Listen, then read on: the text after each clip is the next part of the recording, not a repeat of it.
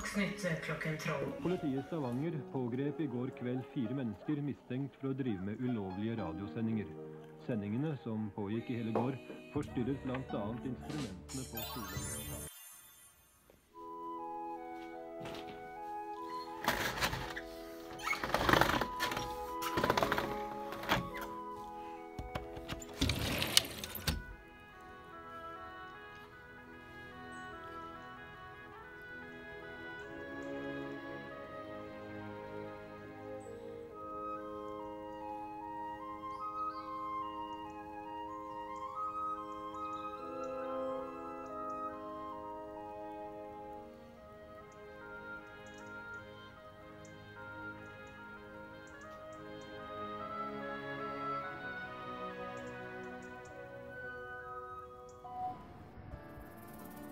God morgen her å være fra Sømmegell.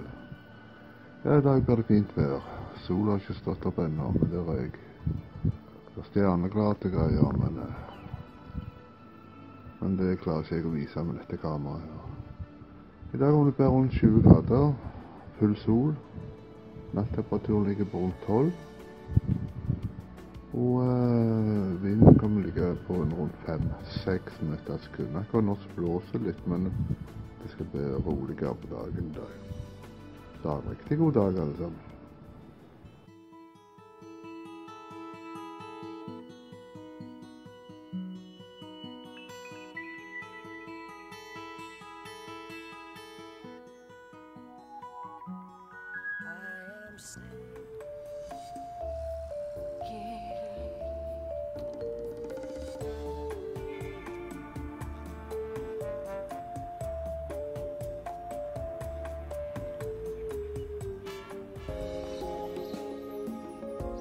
The sky.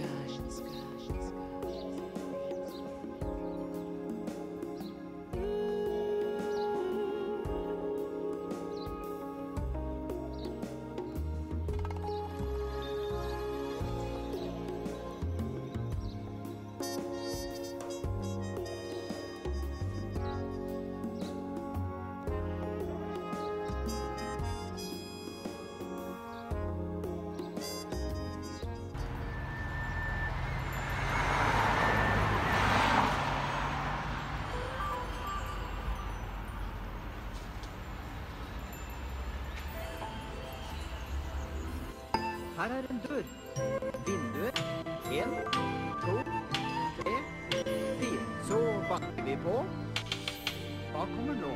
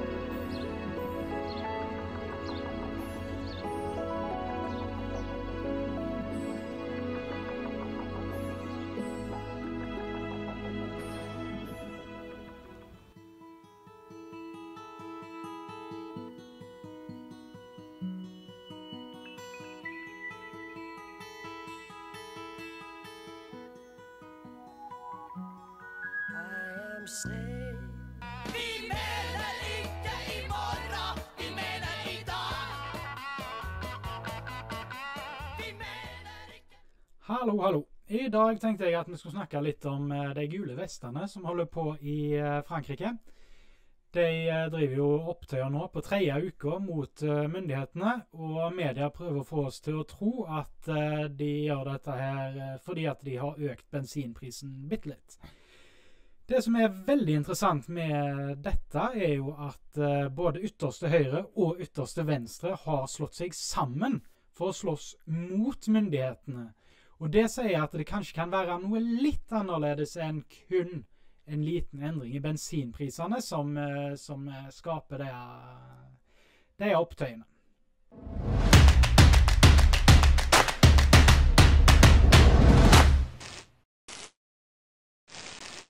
Vi mener ikke i morgen, vi mener i dag. Vi mener ikke neste uke, vi mener i dag.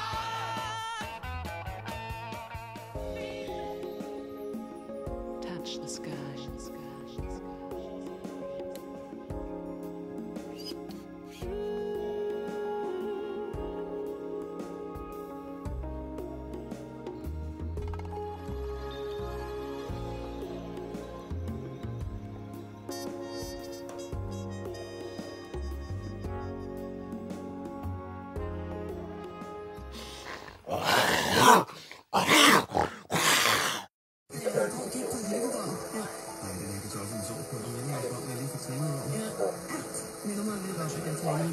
God jul! God jul! Ja, da, god jul! God jul!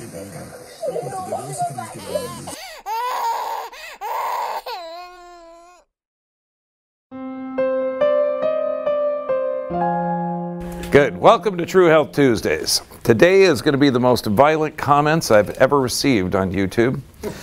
Okay, because we're going to talk about strokes.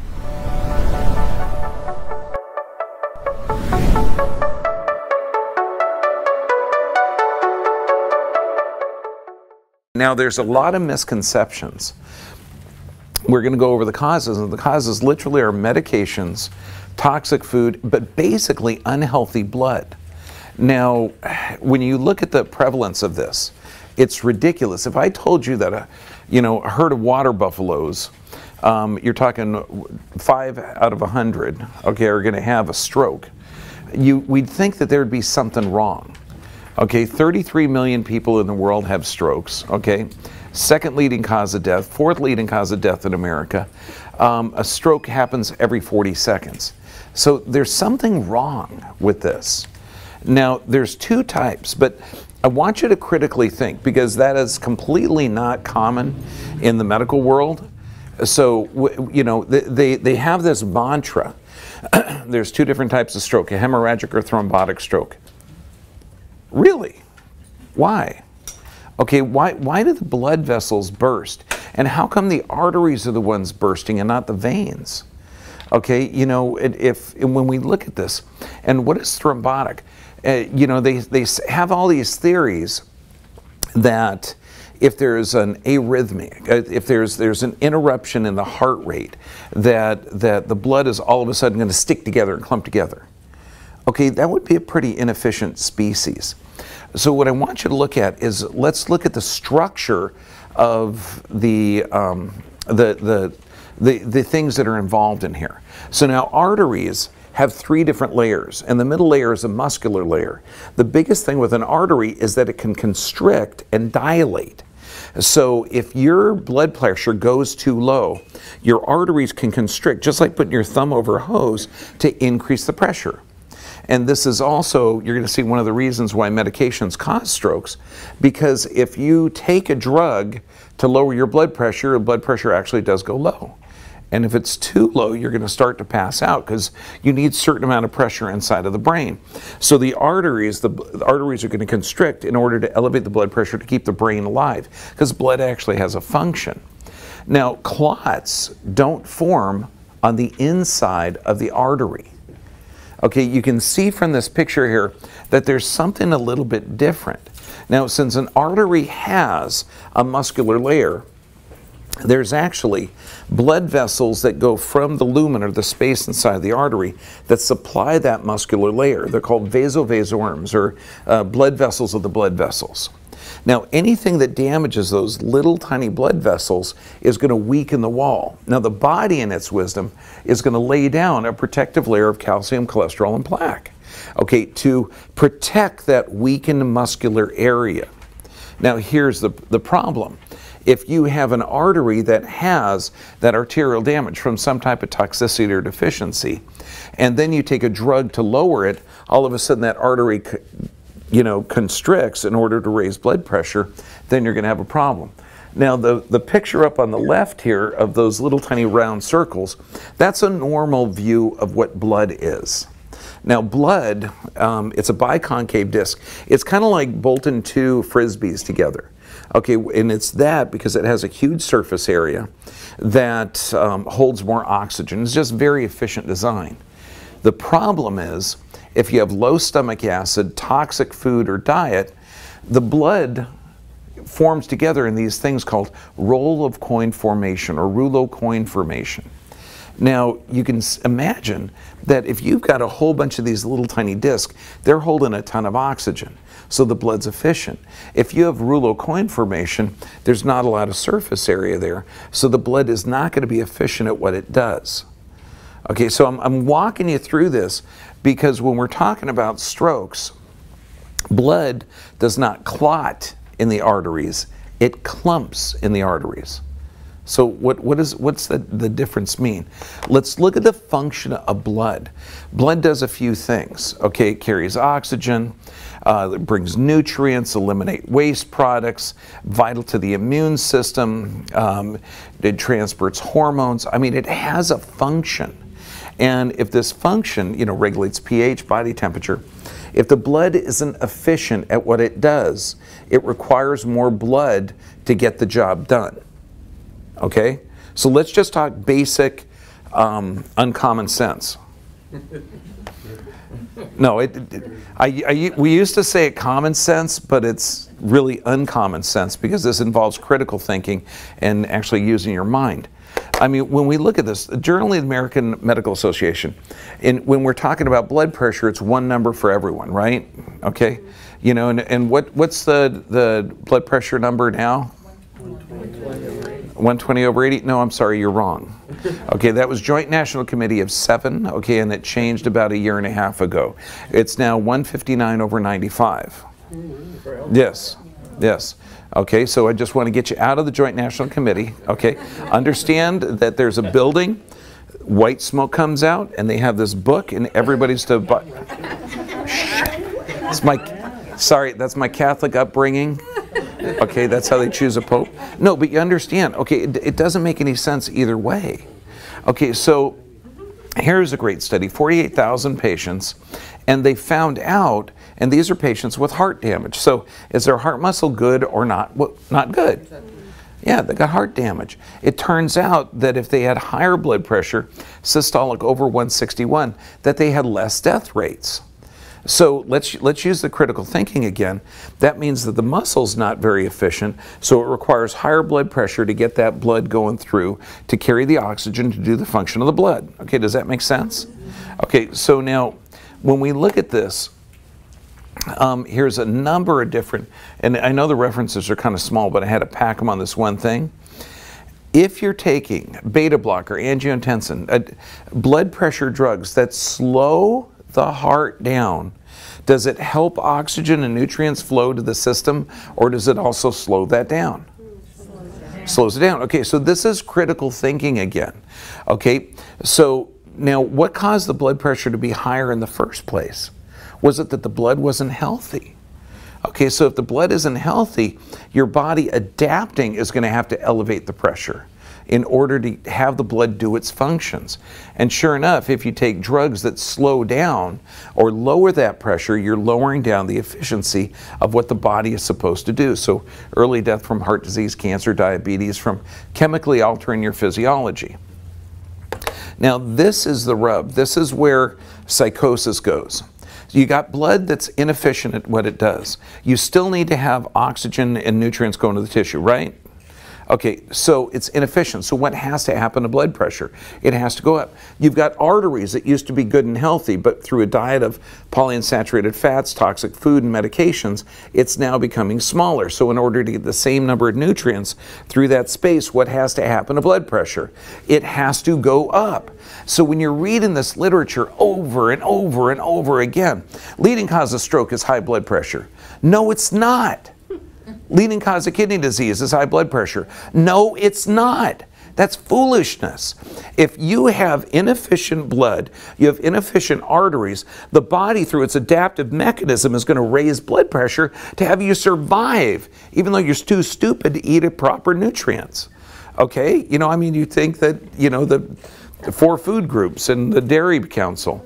So, consistently, I've had so many patients say, oh man, I got a headache, it's hurting like crazy, and I checked my blood pressure and it was high. High blood pressure does not cause headaches, but pain will cause blood pressure to elevate. Okay, there's a big difference there. When you're working out in the gym, okay, you're lifting that weight, okay, your blood pressure's going up. Do you see these big tough guys put down the weight and go, oh God, I gotta stop. I get a headache.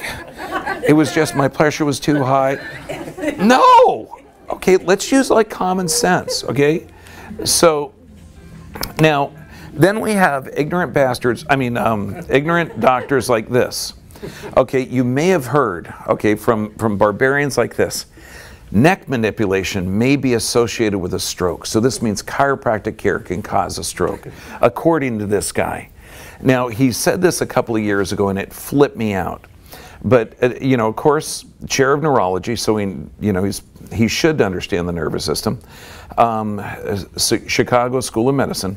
Treatments involving neck manipulation may be associated with stroke, though it cannot be said with certainty the neck manipulations cause stroke. Okay, so let's actually look into that. Okay, for one, he's criminally misleading. He needs to be shot. Okay, Frank Silver, researcher, professor of medicine, Toronto University, they said they didn't see any association between chiropractic adjustments and stroke. So they looked into it a little bit deeper. It turns out for every 1 in 5.8 million adjustments, you can have damage. Okay, that's about 1 adjustment in every 48 careers. Now, if you take a non-steroidal anti-inflammatory like an ibuprofen, a Motrin, a Aleve, you have a 1,500 times greater rate of damage, okay, death. And you have a 1 in 600,000 or a 10 times greater rate of getting struck by lightning than hurt by a chiropractor, okay? And what they're talking about, and this is huge because it's a very small group, it's called vertebral artery dissection. It's these little arteries that run up the side, and they're saying, oh yeah, from turning the head you can burst it. Well, that's not actually true, okay? Because when we put this risk in perspective, they did studies on chiropractic patients, people that had their neck mobilized, healthy, and corrected, as opposed to people that didn't get it. It turns out that the general population, and again, this is the medical world, so not people that are intelligent getting adjusted, their risk of stroke is about 2 in every 100,000. Okay, they just stroke out. They're walking along, you know, they're eating the standard American diet, talking to their doctor, following all the great advice, but they're sure as hell staying away from the chiropractor. Okay, they have a 2 in 100,000 per year dying of stroke. However, the people that go to a chiropractor, they have a 1 in 5.8 million chance. So the risk of stroke with chiropractic care is 0.0, and there's 60000000017. And a stroke without chiropractic care, it's 0.00002. So you have thousands of % increased risk of stroke if you don't get your neck adjusted. You have a 7 in 10,000 risk of dying from lumbar surgery. How many surgeries did chiropractors stop? Hey man, 20 years I've been doing this. We saw 224 people on the slow day of the week. That's today. Okay, I've referred 4 people for surgery in my career. Okay, how many thousands of surgeries have we stopped? God knows. A 2-month course of non-steroidal anti-inflammatories. Is this a common prescription? Yeah, 1 in 1,200 die. Okay, and death rate for acetaminophen is 1 death for every 2 million tablets. This is what drove me crazy. This guy comes in, now I'm looking at him. Okay, we were seeing a reverse curve in his neck. On the side view of the lumbar, we're looking at a calcified descending aorta. I mean, this means this man has got to have high blood pressure because the artery is starting to harden. It's so freaking hard I can see it on x-ray. And this guy has had blood pressure issues for over 10 years and cholesterol pills. Now I know both the blood pressure and cholesterol pills are damaging his brain and damaging his body. And I said, buddy, luckily we can help you. Okay, you came in time. You know, within about 2 weeks, your blood pressure is going to be too low. We're going to be able to get you off of those drugs. We're going to get your nervous system restored. You'll be fine. I'm not going to let you touch me until I talk to my cardiologist.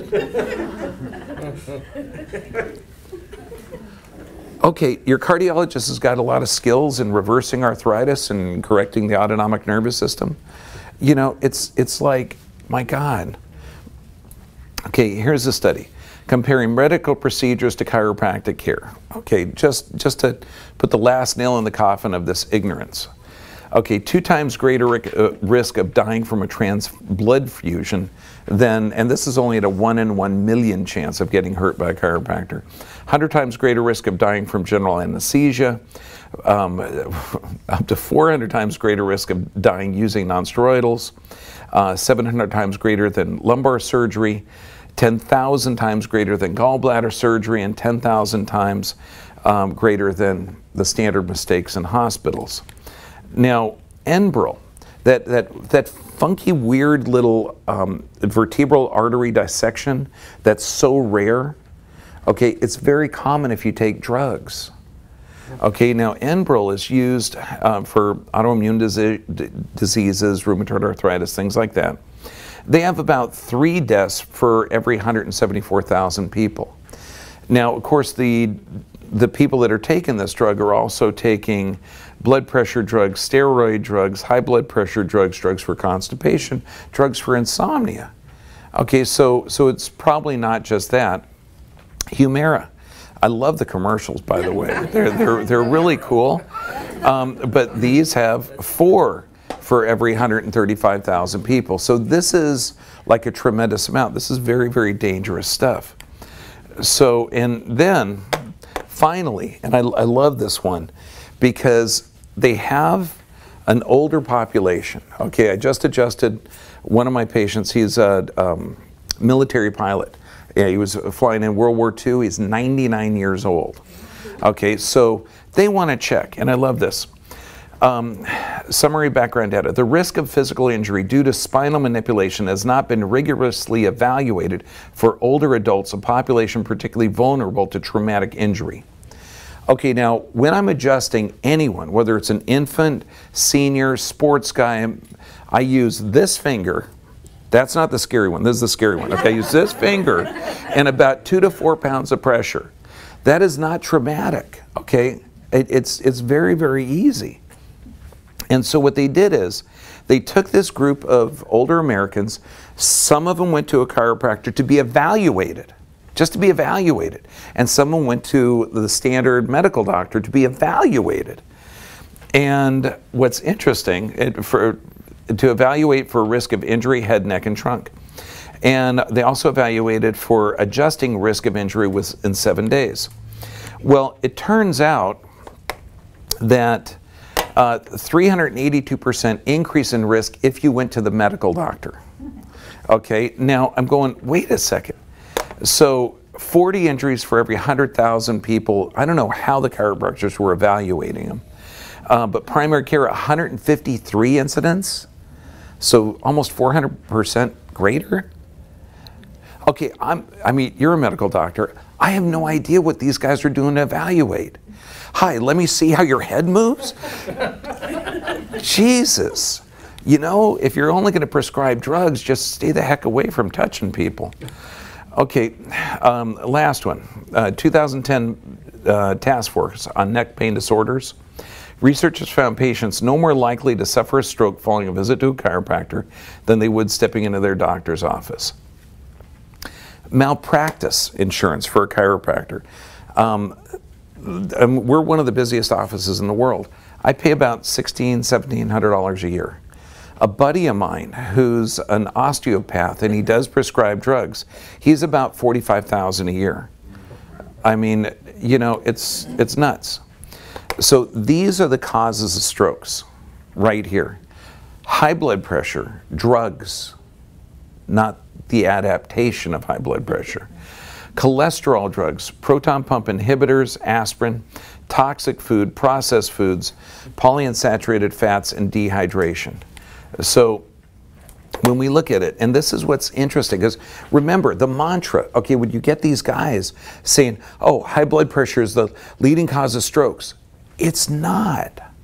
Okay, and in fact, this one study, it was published in blood pressure medications can lead to an increased risk of stroke. Wait a second. High blood pressure is supposed to be the cause of stroke. But now this article says the medications they give you for high blood pressure cause a stroke. Scientists found that the risk of stroke went up by 1/3 for each blood pressure medication taken.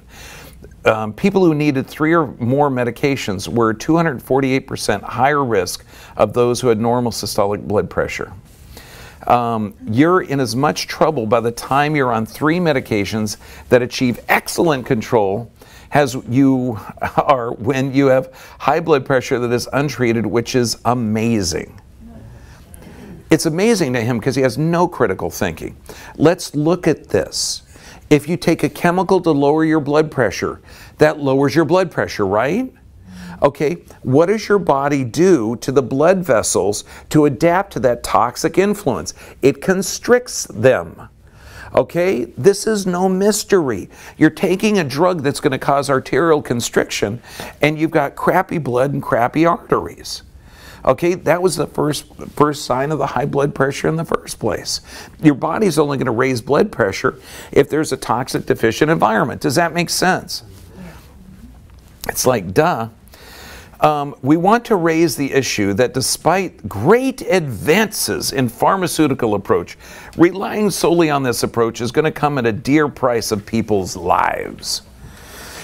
Yes, I know you're sick. I know you've got erectile dysfunction. I know you're depressed and anxious, but your blood pressure is normal, thank God. We have it under control. And then you go up to the doctor and you say, Doc, I just read this study that said the 3 blood pressure medications I'm taking increase my risk of stroke. You know what the doctor's going to say? Yeah, but your blood pressure is fine right now. We got you covered. Okay. Now, we've got a couple of patients who are nurses in stroke wards. Now, again, let's just talk on common sense here, okay? I really like that term, you know, when we were kids, it was common sense, okay?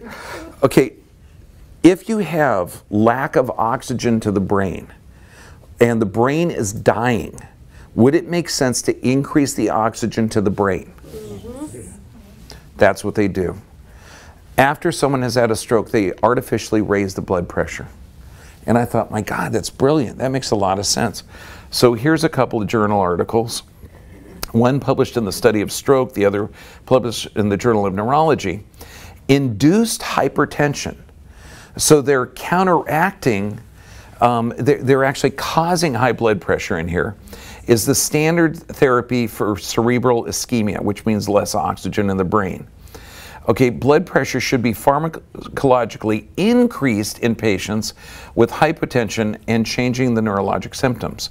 So they're talking about raising the blood pressure with an acute stroke not to exceed 200 millimeters of mercury. So when I get patients in here that say, yeah, man, I just got through exercise and I was worried, I took my blood pressure and it was, 160, 180, isn't that dangerous? I can say, no, man. What the studies show that if you've actually had a stroke, they want to raise your blood pressure systolic to over 200 or up to 200 to keep oxygen flowing to the tissue. Let's start respecting the body a little bit. Does that make, it kind of makes more sense to me. Cholesterol drugs increase your risk of stroke. Oh my God, I thought that's what they give you to prevent stroke. Well, not if you're common sense. Our analysis indicates that in settings of high recurrent intracerebral hemorrhage risk, avoiding statin therapy may be preferred. No kidding. Statins are commonly used. Boy. Yeah. Okay. If you got a 6th sense of humor, they're comically used. Okay. They're commonly used to prevent heart attacks and strokes. However, as statins could increase the risk of second stroke in these patients, outweighing their heart benefits. Yeah, but at $11 billion, I mean, this is one of the most profitable drugs that the world's ever seen. Here's again, Mr. Fit. This is 350,000 people, 6 years long. This was a really, really thorough study. Despite the opposing relationships of cholesterol levels and ischemic and hemorrhagic strokes, the distribution of risk is not even across the cholesterol levels. In the large Mr. Fit trial, for example, stroke mortality was lowest between 180 and 200 cholesterol levels. Mortality substantially increased below 180 and above 240. It was the highest below 160 and above 300. Did your doctor tell you that? Okay, so we're talking about the function of blood, right? What's the function of cholesterol? Oh, cholesterol is a precursor to every hormone you make. Every glucocorticosteroid, mineralocorticosteroid, sex hormone. My God, this is like 70% of your brain. So if you don't have enough, you can't produce healthy tissue. If you have too much, it's in response to some type of tissue damage, hormonal assault, or some type of inflammatory condition that you need more cortisol. I mean, it's an intelligent response. Cholesterol levels are going to go way too high if you have tissue damage. You don't need to shut off the fire alarm. You need to fix the problem. Now, British Medical Journal, influence of cholesterol on survival after a stroke. Survival. Hemorrhagic, that's when the blood vessels burst, is more dangerous than the ischemic stroke. That's the clumping of the blood vessels or blood cells. A comparison of the two types showed that 7% of ischemic stroke victims die within a month, whereas 28% of hemorrhagic stroke victims die within the same period. Low cholesterol levels are associated with decreased survival rates. Decreased survival. A Scottish study found 40-point decrease in serum cholesterol was associated with a 9% increased risk of mortality for all types of stroke. Wait a second, what's the function of cholesterol again? Oh, it produces every glucocorticosteroid, mineralocorticosteroid, sex hormone, vital for tissue repair and vital for inflammation. My God, maybe cholesterol is good for us. Proton pump inhibitors. Remember those red blood cells that stick together in that rouleau coin formation? If you have low stomach acid, they get sticky, and because you can't produce the amino acids or get the amino acids from the proteins. So the blood cells get sticky. Now this we've known for, decades. Proton pump medications can increase your risk of stroke. This was a Danish study, 245,000 people, 6 years of following it. Nexium, Prevacid, Prilosec, Protonix. All these drugs increase people's stroke by 21%. Not even that. Okay, these drugs do a heck of a lot more than that. If you're lowering the stomach acid, you're causing your body to not break down nutrients. How about irregular heartbeats because you can't get magnesium? How about muscle spasm, convulsions, cognitive decline? And this is from lowering stomach acid. And when we talk about indigestion, indigestion is not from too much stomach acid. So this is, it's prescribed because of ignorance and arrogance. I mean, yes, I'm smarter than your body. You need this little purple pill for 24 hours of relief. Really? Aspirin a day for a healthy heart. Most definitive study ever, except this is only checking aspirin. They're not checking that other blood thinner that you have there. Could you hold that up, that blood thinner you have there? Yes, it's a mixture of two gases, hydrogen and oxygen. They form this liquid called, what was that? Water. Yes, that's a good blood thinner. Honest to God. They're comparing an aspirin, one of the leading causes of kidney disease, okay, to nothing. Okay, and they found out that if 100,000 people take an aspirin a day, 33 to 46 fewer deaths from heart attacks. However, 68 to 117 people will die from gastrointestinal bleeding, and about 10 people will stroke out. And we're not even looking at the kidney disease here. Okay. clear that there is an incredibly fine balance between possible benefits and risk of the intervention. We need to be extremely careful about over-promoting aspirin intervention without having first fully understood these negative side effects. How about water? Yeah! Oh, don't talk herbs. Crazy. Okay, American Heart Association salt guidelines, and you hear this over and over and over again. Salt's bad, salt's bad, salt's bad. No, it's not. Okay, in fact, they recommend 1.5 grams per day. It turns out that if you have 4 times that amount, you have less heart attacks, less heart issues. And I love this. Dr. Topol from Medscape, I mean, some writers are good. This guy is good. The American Heart Association, however, isn't backing off from its sodium guidelines. But I think there's a big lesson about guidelines without adequate evidence. Could we insert just what we talked about? The blood pressure drugs, the cholesterol drugs, okay, the crazy stuff? Okay. Big lesson about guidelines without adequate evidence. They can do harm. Hopefully this lesson will prove to be impactful, because it certainly has not been the case, as in, what's he saying? Cholesterol, blood pressure, PSA, mammograms, and a long list of poorly conceived non-anchor guidelines. See, there are doctors out there that get the big picture. Good God, they're not popular, but you know, they're out there. Okay? I mean, salt, when you look at this, you see this mantra, salt is bad, salt is bad, salt is bad. And it's not true. Okay? Journal of Hypertension, 6,250 subjects found no strong evidence that cutting salt intake reduced the risk of heart attack, stroke, or death in people with normal or high blood pressure. There are people dying of hyponatremia in those senior centers over here because they're talking about low salt. Salt, you need it to get fluid into the cells. Healthy salt, not the white table salt at Denny's. Okay, I'm talking like Celtic sea salt, Himalayan salt, salt with a mineral. It's absolutely vital. Oh, another European study was published in the Journal of the American Medical Association. And the greater risk of dying from heart disease was people that had less salt. Remember this, okay? Now, we talk about healthy blood cells. The red ones, the ones that can hold oxygen. So if your blood is efficient, your blood pressure doesn't have to be that high. If you have blood on the right, okay, where it has those rouleau-coin formations. So what causes them to get sticky? Well, we know low stomach acid, okay, and we know, so that's poor digestion, but also polyunsaturated fats. Now, and that's vegetable oils. And this is something, unless you're educated, and you go out and get the healthy granola bar that has the cottonseed oil in it, okay? I mean, this is sick and disgusting and toxic food. Polyunsaturated fats to this level is crazy. Healthy omegas are to have a 1-to-1 or 3-to-1 ratio of omega 6-to-3 ratio.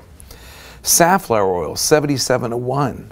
Okay, corn oil, 60-to-1. I mean, it's insane. Then you look at the journals, okay? And I love this because I get comments, oh, you're just talking. No, I'm actually able to read a journal, okay? Increased polyunsaturated fats, doubled the stroke mortality. Doubled the stroke mortality. Okay, the European Journal of Clinical Nutrition. Polyunsaturated fats are vulnerable to oxidation within the body and incorporate into lipoproteins. Would make those lipoproteins more likely to oxidize. Well, next week we're going to talk about oxidation, so that one will make sense after next week's lecture. But just understand, remember, you got these polyunsaturated fats, you've got this toxic nutrients. This is one of the items that's actually damaging the arteries. So if you're having arterial damage, the body is going to protect that with cholesterol, calcium, and fibrin. Okay, it's a protective mechanism. So if cholesterol is going up, it means your diet's toxic, or you're inflamed, or there's some problem. It's not, my God, let's remove the fire alarm because it's too loud. Okay? Fatty fish, phenomenally good for you. Omega-3s, I mean, the puzzle of dietary fat intake and risk of ischemic stroke. Okay, when you look at it, There's evidence that fatty fish is protective against a stroke. My God, we use it for the autistic kids. We use it for people with dementia, with Alzheimer's. It's one of the greatest fats around for brain function. Carbohydrate intake. A prospective study of cerebral artery atherosclerosis in stroke, 1988. So, and we're not talking carbohydrates from like lettuce. Okay, we're talking about from white bread, wheat bread, rolls, biscuits, pancakes, pizza dough, pasta, onions, buns. I mean, this is processed stuff. Okay, if you get the sprouted grains, I mean, you can have healthy bread, but we're not talking about that. We're talking about the poisonous stuff. Most frustrating thing is when we get a patient like this, and this is his before and after x-ray, you know he's hurting. So is his sleep poor or good? Poor. How's his gastric motility? Is he having 3 bowel movements a day, or is he toxic with 1? Okay, is his blood healthy or not healthy? So the doctor goes in and says, yeah, high blood pressure is the leading cause of strokes. It's not. It's the leading clue to people that are aware that your blood isn't healthy at what it does. Jesus, you know, we got to fix the body, clean up the blood, clean up the act, and the body gets better. So this is what you do to protect yourself from strokes. Okay? Oh, no, I was going to put a sign up here that said, don't poison yourself. Okay? Fill your body with healthy nutrients. Okay? I mean, it really seems too simple, but that's what we got to do. Annals of Internal Medicine, 125,000 healthcare workers. 1 serving of vegetables and fruits a day cut their risk of heart disease. I mean, and this is like basic good stuff. Flavonoids, and that we're talking in preventing cholesterol from sticking to artery walls. Well, for one, that's the American Journal of Epidemiology. Cholesterol does not stick to the artery walls. Okay, so they're off on that. But lowering cholesterol, it's because the cholesterol has a function. It's a major anti-inflammatory. What do you think plant products are? Major anti-inflammatory. They allow the body to function and to heal itself. Now, how about we clean the blood? Everybody knows fibers clean the intestinal tract. Those are the insoluble fibers. How about we actually find something that can clean the artery? Okay, and that's what juicing does. See, when you get a juice extractor, it literally breaks down these fibers, puts these insoluble fibers that you can't digest over here, and gives you a glass of soluble fibers that'll clean the arteries. Oh my God, so if you've got years of damage, this is what you want. This is actually my old house. This is back when me and my 2 boys were together. That's literally our production line. Okay, because I mean, I'm doing a jar of juice a day. My son's doing a jar of juice a day. He's doing a jar of juice a day. You know, and so, you know, they last for 4 days if you're having a slow speed masticating juicer. Yeah, go big or go home. And think of it, when you're eating a carrot, you can't really chew it up a whole bunch. And a lot of people will say, well, what about blending? Blending is cool. It'll break it down. But when you got a blender, and you're putting a couple of apples and a carrots in there and, you know, some celery, and you grind it all up, you're getting the benefit of like 4 or 5 pieces of fruit. If you're getting a 32-ounce jar of juice, you're having like 10 carrots, 5 apples, okay, some celery. You're getting those soluble fibers from 3 to 4 pounds of vegetables in that 2-pound jar of juice. Again, juicing, it's a way to get the nutrients in there. It can literally clean the arteries.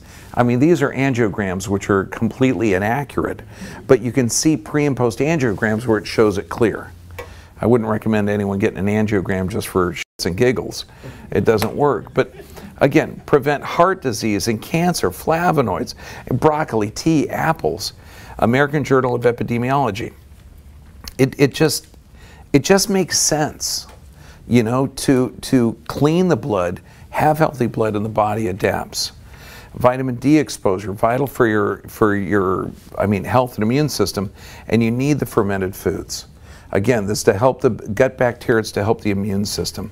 Natural sources of vitamin K. I mean, this is just, I'm putting weird stuff up there like leafy vegetables, onions, Brussels sprouts, cabbage. I actually have people in here that say, good God, how can you, yeah, how do you eat that? And I actually have that on some of the sheets. So when we talk about preventing stroke, you obviously got to get your nervous system checked, okay? And that's by a corrective chiropractor. Regular exercise, this actually helps with blood flow, helps with oxygen, helps with generating a healthy body. Proper nutrition, if man makes it, you don't eat it. Deep sleep every night. If you have a chronic illness or chronic disease, I can almost guarantee that your sleeping sucks, okay? No, I sleep like 9 hours a night. Okay, really, how do you wake up? Well, I'm tired all the time. Okay, honest to God, I hear this every freaking day. Okay, yeah, and you can change sleep patterns. And then prayer and meditation. This is how to change your mental and emotional state, because emotions are chemicals secreted by how your brain perceives the environment. You pray and meditate every day, are you going to perceive the environment better? Yeah. Now, we do have a cruise coming up. This one's going to be in Europe. It's going to be a blast, okay? If you want to hang out, okay, in Barcelona, France, okay, and Italy for 8 days, we got some amazing speakers on it too. So, I mean, I really don't know. I think there's probably like 1 or 2 cabins left. Last time I heard there were 4 cabins last week, but this is fun. Okay. Yeah, we're definitely going to work on strokes. Okay, now. Yeah, well, they do have a martini bar. That's kind of cool.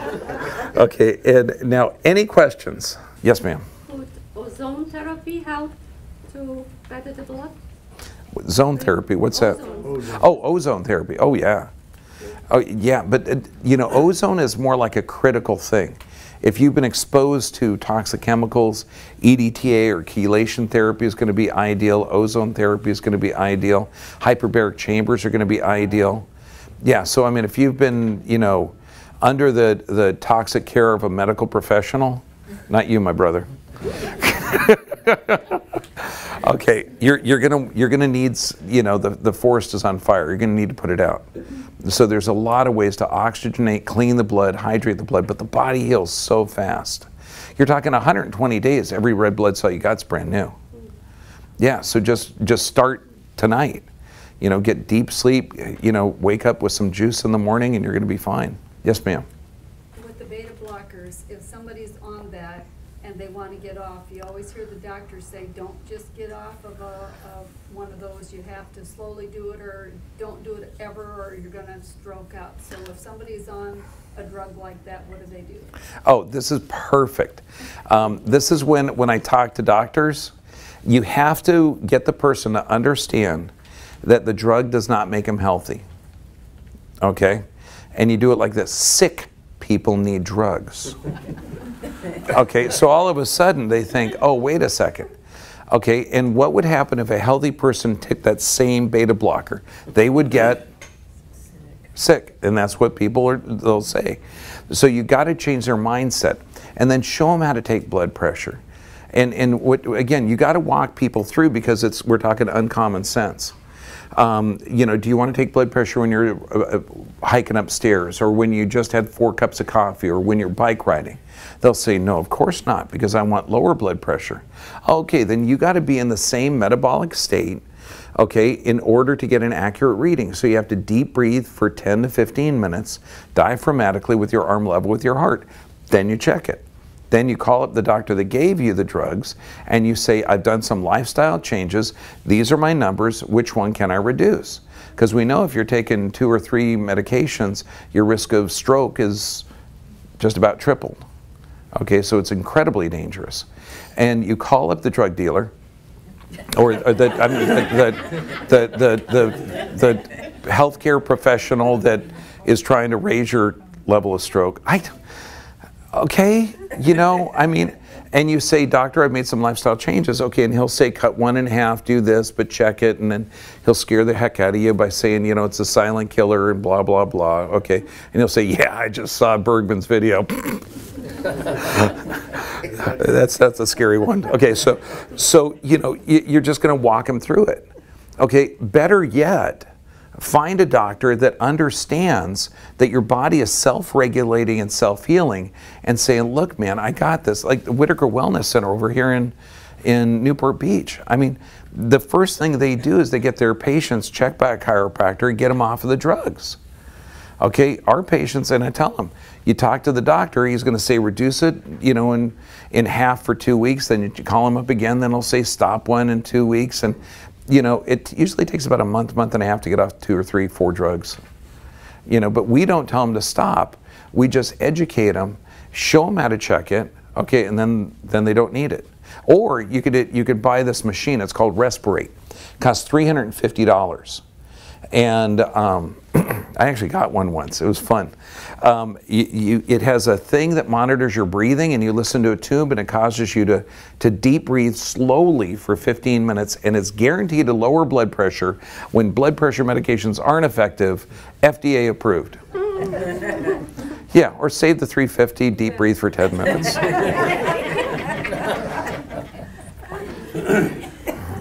Yes, sir. Yeah, I've had several friends, a couple of friends who have had strokes, and they get the left side or right side paralyzed. Mm-hmm. Is there any hope for them? Oh, absolutely. There's a great study going on right now in India on chiropractic care to rehabilitate and get both halves of the brain to fire off correctly. Oh, yeah. We get people in here all the time. Does it have to be done immediately? Or? Well, the sooner the better. Because the brain functions like a battery, and it gets its charge from the normal position of motion of the vertebrae. So if you have an alteration in motion or sensory input, you want to get as quick an appropriate sensory input in there so you can start regenerating the connections. And in fact, just a few years ago, they found out that you can regenerate neurons, which is like, oh my God, that's so exciting. Because we used to think that the cells can grow an infinite number of connections, but now we know that the brain can actually regenerate cells. So after several years, that'll still even work? Yeah. We've had tons of people, and they're always this one gal, brain damage because she was parents' nightmare. 5-year-old kid at the bottom of the swimming pool. Okay, and now she just took 20 steps walking, and before she couldn't even like move. Yeah, totally catatonic, and it's all just. I mean, first day I saw her, I started to unbolt stuff on her wheelchair because they had her locked in like this. You know, oh, that's going to get good proprioception. I got a Makita screwdriver, man. I know how to take one of those friggin' things apart. You know, she started to fall over, but, you know, I just said, hey, look, you know, let's challenge her more and push her around. Yeah, and she's doing better. Yes, ma'am. You said toxic blood, so varicose veins, when you... Ooh. Kind of, but it's the varicose veins in the legs, particularly, are not generally from toxic blood, although it means the body's not healthy. It means that the deep veins are not working correctly. And that could be a mechanical distortion of the foot or the calf or the low back or the pelvis. Generally, because we're talking America, right? Yeah, the person's sick. Okay, they've got a toxic food, poor diet, you know, and the blood's not going to be healthy. So, you know, varicose veins on the legs, generally it's a mechanical distortion, but if they're an American, yeah, they're for sure sick. Yes, ma'am. Are there any tests you can take for an impending stroke, like you're going to have a stroke in 2 months or something? No, there's the best one would be a live blood cell analysis. And that would be the most accurate, because the standard blood cells or blood tests that they do, they compare it. Have you ever seen one? You've got your results and then this reference range. Yeah, that reference range is different at every lab. It changes 3 times a year. They take 100 people without a diagnosis, and that's your range. And so you're being compared to the sickest population the world's ever seen. Okay, so I hope your range isn't there. Okay, you know, and it's a snapshot in time. It just doesn't make any sense. It's different at every lab. Yeah, it's different. It doesn't make any sense. Live blood cell analysis is cool because you actually see the state of the cells. And honestly, you're going to have like a wonderment at how beautiful you are. You know, you see this little drop of blood, and it's like Wild Kingdom. I mean, you'll see these macrophages chewing up little bacteria. You know, you'll see all these cells, and they're all flowing in one direction. God, live blood cell analysis. It's really cool.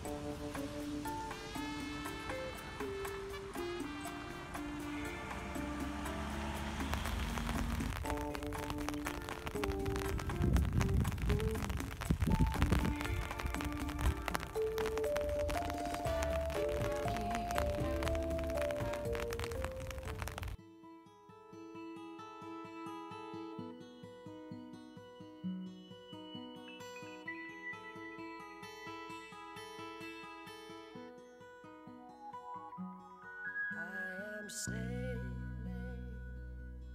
I am sailing. Touch the skies. Ja, her i Merida er tåka i ferd med å lette. Det er i ferd med å bli en fin dag, omsider. Ja, utstillingen på Galleri har falt i smak. Dere ser han er vekke. Det er noen som har syntes at det var bra. Det er nå enda litt is igjen, men det går rett i veien. Så i løpet av en halvtime til en time nå, så tror jeg at vi har skyfri himmel her. Ha en riktig, riktig god torsdag.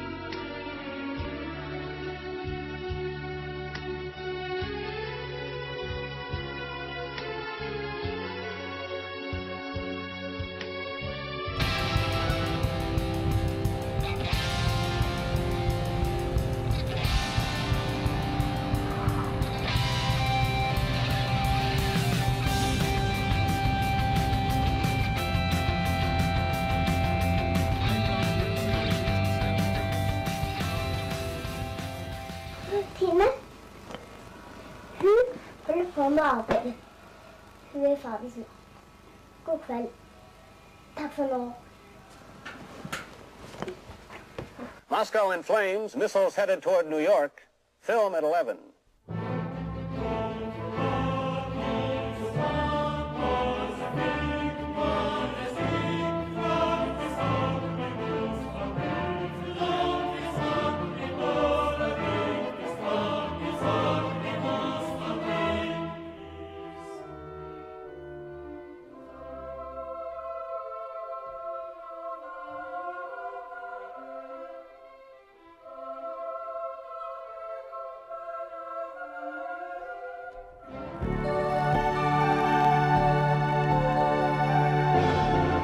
If you don't have any art, you're pretty much lost.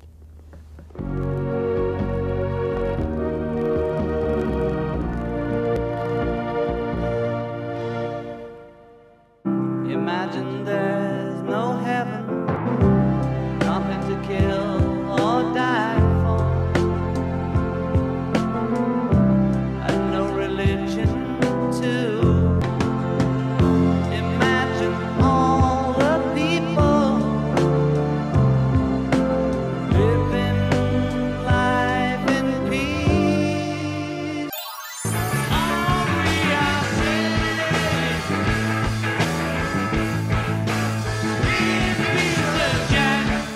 I'm not wearing any pants. Film at 11. I want to thank everyone for the work they've done on this important file. We are all united in our shared mission to protect artists and cultural diversity in Europe. And I speak as rapporteur in the IMCO committee, which is the only committee to share joint competency on one of the most controversial articles, Article 13.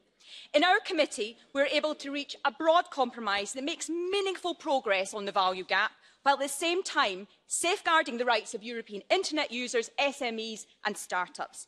I deeply regret that the IMCO position has not been taken into account and the jury text does not achieve the needed balance. There are real concerns about the effect of Article 13 on freedom of expression, raised by experts ranging from the UN Special Rapporteur David Kay to the inventor of the World Wide Web, Sir Tim Berners-Lee. And there are real concerns voiced by our citizens. Just yesterday, I received a petition signed by almost 1 million people against the jury committee mandate. And although colleagues, I would appreciate your patience. Mrs. Staller has the right to speak in opposition for 2 minutes. Mrs. Staller, please continue. There is consensus about the goals behind this law, huge controversy still exists about the methods proposed. Something's not right here. We owe it to the experts, stakeholders and citizens to give this directive the full debate necessary to achieve broad support. Dear colleagues, I ask you to refuse to fast-track this law, to allow for a broad, fact-based debate in September. Please reject the mandate and vote against the jury proposal. Thank you, colleagues. La la la la.